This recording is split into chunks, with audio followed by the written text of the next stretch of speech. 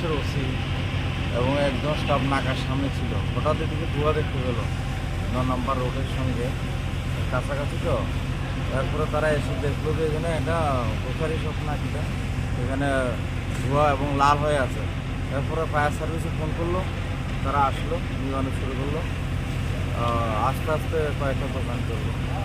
এখনও আছে fire service, নিবানোর কাজ করছে, কন্ট্রোলে আছে এখন। আগে কয়টি দোকান পড়লো? এখন তো বোঝা যাচ্ছে না, জয়েন্ট তো দোকানগুলি, 12-14টা হতে পারে। প্রাথমিক তদন্তে কি উঠে আসছে যে কোত্থেকে লেগছে আগুনটা? এখন তো কোনো লোক দেখা যায়নি। ওরা যখন দৌড়ে আসলো কোনো লোকজন ছিল না, দোকানের ভিতরে আগুন ছিল। আমরা দেখছি বিষয়টা, এখন তো ফট করে বলা যাচ্ছে না। কালকে সকাল 7টা থেকেই ভোট গ্রহণ শুরু হবে, তার আগেই এই অগ্নিকাণ্ড। মানে কোথাও কি মনে হচ্ছে যে এটা নাশকতামূলক কিছু হতে পারে বা পলিটিক্যাল কোনো মুভমেন্ট এই জায়গাতে থাকতে পারে বলে মনে হচ্ছে?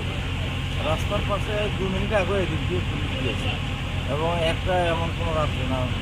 হ্যাঁ, তো এরকম কিছু বোঝা যাচ্ছে না, তবে আমরা দেখছি। Thank you. আমি স্টেডিয়ামের সামনে তুমি একটু 1 লাখ টাকা না এখানে অন্য ভিতরে